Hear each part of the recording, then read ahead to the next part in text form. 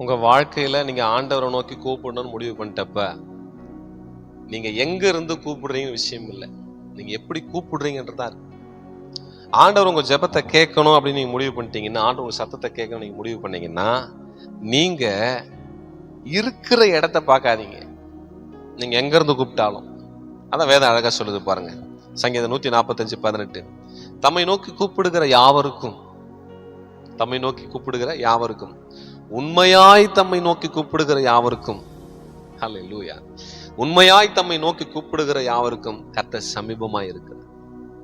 அப்போ கூப்பிடுற ஆளு விஷயம் இல்ல, கூப்பிடுற இடம் விஷயம் இல்ல, நீங்க எப்படி கூப்பிடுறீங்கன்னு தான் கர்த்தர் பார்க்கிறார். ஹல்லேலூயா.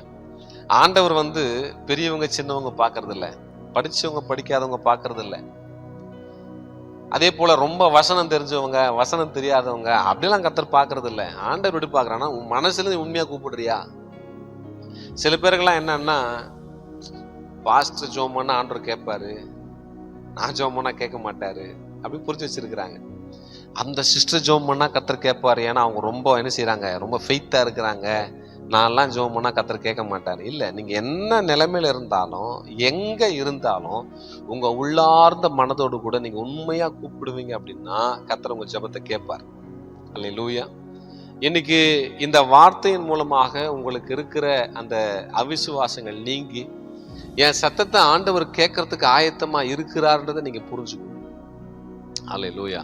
இந்த வசனம் என்ன சொல்லுது பாருங்களேன், உண்மையாய் தம்மை நோக்கி கூப்பிடுகிற யாவருக்கும் அவர் சமீபமா இருக்கிறார். நான் வேதாகமத்தை தியானிக்கிறப்ப எனக்கு ஆச்சரியமா இருந்துச்சு. ரொம்ப பரிசுத்தமா ரொம்ப நீதியா இருந்தவங்க ஜெபம் என்ன பெருசா கவரல. என்னை எது கவர்ந்துச்சுன்னா, வாழ்க்கையில சர்க்கிளை பார்த்தவங்க, தோத்து போனவங்க, அவங்க ஜெபத்தை கர்த்தர் கேட்டாருங்க. அதாங்க ஆச்சரியம். அல்லேலூயா.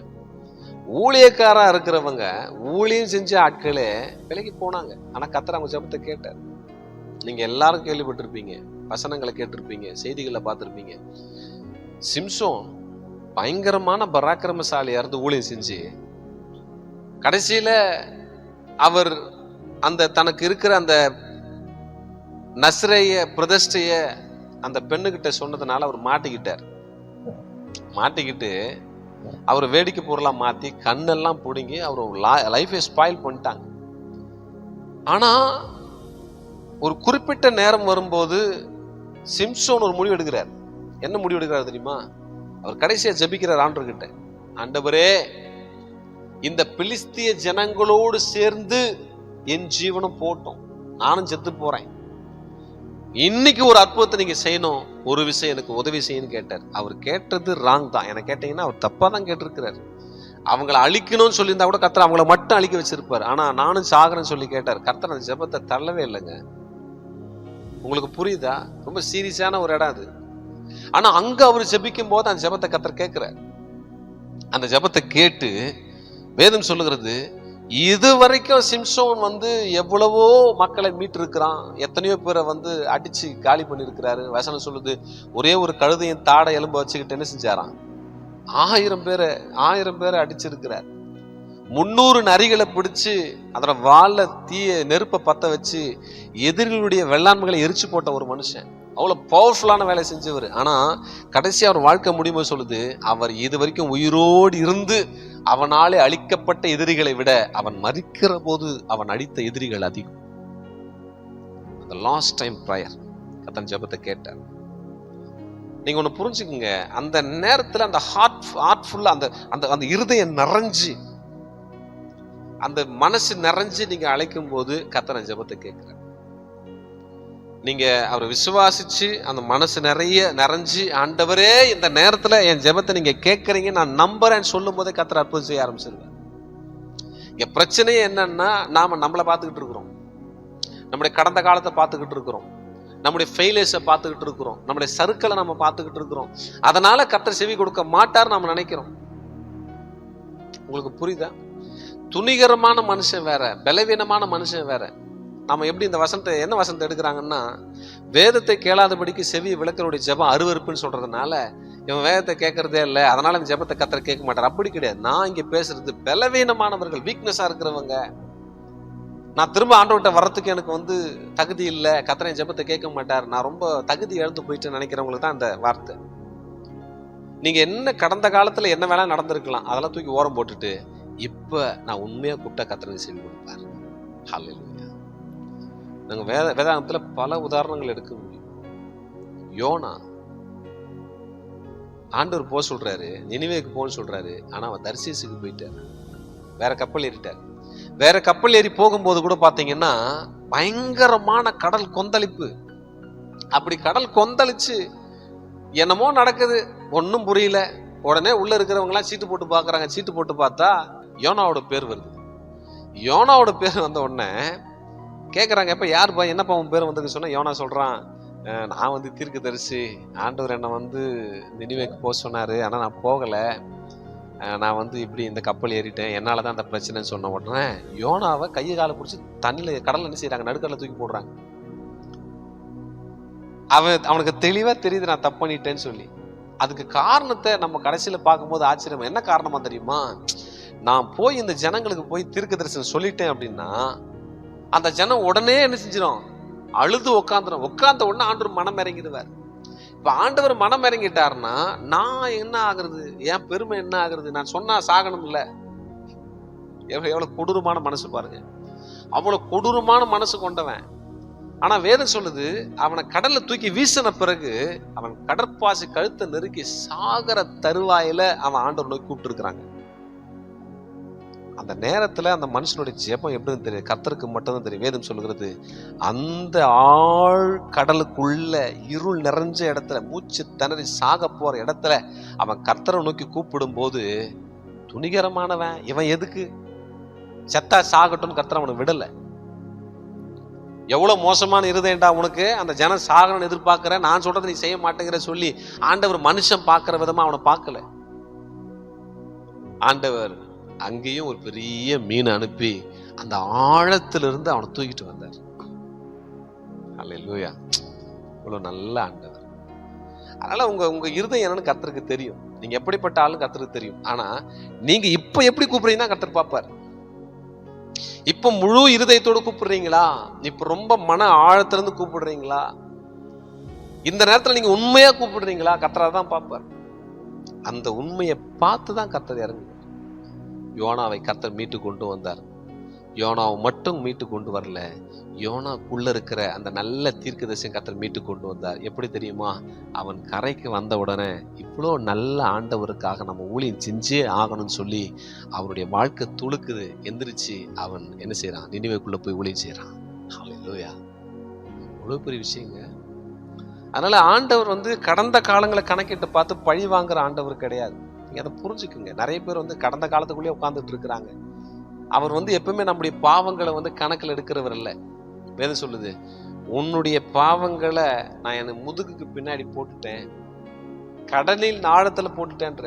அப்படின்னு அர்த்தம், நானே பார்க்க விரும்பல, நீ ஏன் பார்த்துக்கிட்டு இருக்கிற, உன் கடந்த காலத்துல ஏன் வாழ்ந்துகிட்டு இருக்கிற, எப்போ நீ கூப்பிடுவ அப்படின்னா, இப்ப நீ திரும்பு அப்படின்னா உன் சத்தத்துக்கு கர்த்தர் பதில் கொடுத்து உன்னை தூக்கி எடுக்க அவர் வல்லமை உள்ளவராக இருக்கிறார்.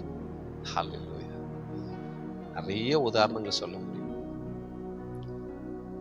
தூரமா போன குமாரனை, இளைய குமாரனை நம்மளா இருந்தா சேர்த்திருக்கவே மாட்டோம். பிதாவுடைய அன்பு குறிச்சு பேசுறப்ப அவன் போய் கெட்டு போய் சீர்கெட்டு போய் எல்லாத்தையும் இழந்து பண்ணி திங்கிற தவிட்டு வரைக்கும் போயிட்டாங்க. அவன் மனசுல நினைக்கிறான், என் அப்பா வீட்டுல எல்லாருக்கும் பூர்த்தியான சாப்பாடு இருக்கு, வேலைக்காரங்களுக்கா எனக்கு இல்லை, அதனால நான் போய் வேலைக்காரனா ஜாயின் பண்ணி சாப்பிட போறேன்னு சொல்லி நினைச்சுக்கிட்டு தான் வந்தான். ஆனா அப்பா அவனை பேசவே விடலை, அவன் தேடி வந்துட்டான் திருப்பி. அந்த மனசுக்குள்ள இருக்கிற அந்த சின்ன உண்மையை கர்த்தர் பார்க்கிறார். என் அன்பு தேவனுடைய பிள்ளை, இன்னைக்கு இந்த வார்த்தை மூலமா உன் இருதயத்தில் கர்த்தர் பேசி, கடந்த காலத்துல வாழ்ந்துகிட்டு இருக்கிற பிள்ளையே நீ வா, இந்த காலத்துல நீ எப்படி கூப்பிடுற, இன்னைக்கு நீ எப்படி கூப்பிடுறியோ அதுக்கு கர்த்தர் பதில் தருவார்ன்ற வார்த்தை கர்த்தர் உன் இருதயத்தை பேசியிருந்தா. இன்னைக்கு நீங்க ஒரு முடிவு எடுக்கணும். இன்னைக்கு நீங்க முடிவு எடுத்தே ஆகணும். உங்க லைஃபை திரும்ப என்ன செய்யறார், கர்த்தர் புதுப்பிக்கிறார். உங்களுடைய ஊழியத்தை கர்த்தர் திரும்ப புதுப்பிக்கிறார். உங்களுடைய ஆவிக்குரிய வாழ்க்கை கர்த்தர் திரும்ப புதுப்பிக்கிறார். திரும்பவும் வாழ்க்கை புதுப்பிக்கப்படுது. திரும்ப கர்த்தர் மாத்த போறார். விசுவாசிக்கிறீங்களா? இந்த வார்த்தை அப்படியே உங்க வாழ்க்கையில பலிக்கும். கர்த்தர் உங்களை புதுப்பிச்சு புதிய வாழ்க்கையை உங்களுக்கு கொடுத்து புதிய துவக்கத்தை கொடுத்து இனி கர்த்தர் உங்களை ஓட வைப்பார். ஹல்லேலூயா. சிம்சோன் பண்ண ஜெபம் தப்பான ஜெபம். ஆனா அந்த ஜெபத்தை கூட கர்த்தர் கேட்டார். நாம ரொம்ப தெளிவா ஜெபிப்போம். அப்படித்தான் ஏசாயாவும் மன்னிக்கணும், அப்படித்தான் எலியாவும் என்ன செஞ்சாரு? ஜெபிச்சார். போதும் கர்த்தாவினர் ஆண்டவர் முடிச்சுட்டார். இல்ல இல்ல இல்ல, நீங்க ஓடணும். இல்ல ஆண்டவரே, நான் உண்மையா நோக்கி கூப்பிடுறேன்ப்பா, எனக்கு திரும்ப ரீஸ்டார்ட் பண்ணுங்க. ஜெபத்தை நீங்க கேட்பீங்க. நான் இப்ப நம்புறேன்னு சொல்லுங்க. பல நாட்களா நீங்க பேசி பேசி உங்களுக்கே உங்க ஜெபத்து மேல நம்பிக்கை இல்லாம இருக்கலாம், உங்களுக்கே உங்க ஆவிக்குரிய வாழ்க்கை மேல நம்பிக்கை இல்லாம இருக்கலாம். இன்னைக்கு சொல்லுங்க ஆண்டவர் பார்த்து, ஆண்டவரே சத்தம் எனக்கானது, இந்த வார்த்தை எனக்கானது, இன்னைக்கு நான் ஸ்டார்ட் பண்றேன், நான் உண்மையா உண்மை நோக்கி கூப்பிடுறேன் ஆண்டவரே. நீங்க சொல்லுவீங்க, நான் பிள்ளைகளை ஆண்டவர் பெரிய சேஞ்ச் உங்க லைஃப்ல கொண்டு வருவார். எது இவ்வளவு நாள பண்ண முடியல நீ சொல்லி நினைச்சையோ ஸ்டார்ட் பண்ணி ஆண்டவருக்காக இப்படிலாம் வாழணும் அப்படின்னு நான் முடிவு எடுத்தேன். ஆனா நான் தோத்து போயிட்டேன், அதனால நானே என்னை தூரம் வச்சுக்கிட்டேன், நமக்கு ஆண்டவருக்கு சம்பந்தம் இல்லை, நம்ம வாழ்க்கை எப்படியோ போட்டோன்னு சொல்லி நான் ஒரு முடிவு பண்ணிட்டேன். நீ நினைப்பேன்னா எரேஸ் பண்ணி எல்லாத்தையும் கர்த்தரே அதை திரும்பவும் ரீஸ்டார்ட் பண்ண விரும்புறேன். உங்களுக்கு நான் ஜெபிக்க போறேன். ஜெபம் பண்ணலாமா? கண்களை மூடி. Thank you Jesus, thank you Lord, thank you Lord. தகப்பனே, ஆண்டவரே, இந்த வார்த்தையை கேட்கிற ஒவ்வொரு பிள்ளைகளுக்காக நன்றி செலுத்துறப்பா. ஜீசஸ் ஷபௌல ஹந்தர்பியாத்து ரபதனம், நீர் புதுப்பிக்கிற ஆண்டவரப்பா. ஒழுங்கின்மையும் வெறுமையுமா இருந்த பூமியை நீங்க திரும்ப ஆண்டவரே ஒழுங்காக்கி அதை திருப்பி ரீஃபார்ம் பண்ற ஆண்டவர். ஆண்டவரே, இருள் இருந்த இடத்துல வெளிச்சத்தை கொண்டு வர ஆண்டவரப்பா. உடைய பிள்ளையுடைய வாழ்க்கையில என் வாழ்க்கை அவ்வளவுதான் முடிஞ்சுது, இனி ஆண்டவருக்கு எனக்கு சம்பந்தம் இல்லை, என் சத்தத்தை அவர் கேட்க மாட்டாரு, எனக்கு என் மேல அவர் கோபமா இருப்பாரு, அதனால நான் அவர்கிட்ட போக முடியாது, இனி நான் என்னுடைய பழைய வாழ்க்கை எனக்கு கிடையாது, நான் வேறு ஒரு மோசமான வாழ்க்கையை தேர்ந்தெடுத்துட்டேன்னு சொல்லி நினைக்கிற ஒவ்வொரு பிள்ளைக்காக நான் ஜெபிக்கிறேன்ப்பா. இயேசுவின் நாமத்தில் அந்த ஆவிக்குரிய வாழ்க்கை புதுப்பிக்கப்படுவதால். Thank you Jesus. புதுப்பிக்கப்படுவதால் ஒரு புதிய துவக்கம் உண்டாகட்டும் ஆண்டவரே. இப்படி வார்த்தையின்படி எல்லாம் தெரிஞ்ச ஊழியக்காரர் விழுந்து போனப்பா, அந்த ஊழியக்காரனை திரும்ப ஓட வச்ச ஆண்டவர் நீங்கப்பா. நம்முடைய பிள்ளை ஒண்ணுமே தெரியாம ஆண்டவரே, பெரிய வசன அறிவு இல்லை, பெரிய ஆவிக்குரிய விழிப்புணர்வு இல்லை, ஆனா நம்முடைய பிள்ளை செஞ்ச சின்ன சின்ன தவறுகள் நிமித்தம் பிசாசு குற்ற உணர்வுகளை கொடுத்து நம்முடைய பிள்ளையை தூரம் தள்ளி இருக்கிறான்ப்பா. உங்க பிள்ளையை நீங்க விட மாட்டீங்கன்னு எங்களுக்கு தெரியும், அதனாலதான் இன்னைக்கு உங்களுடைய பிள்ளையோட நீங்க பேசுனீங்க ஆண்டவரே. உடைய பிள்ளையை கர்த்தர் மீட்டெடுப்பீராக, உடைய பிள்ளையை மீட்டெடுப்பீராக ஜீசஸ். என்னோடு சேர்ந்து ஜெபிக்கிற நம்முடைய பிள்ளைகளுடைய வாழ்க்கையில பெரிய மாற்றங்கள் உண்டாவதாக.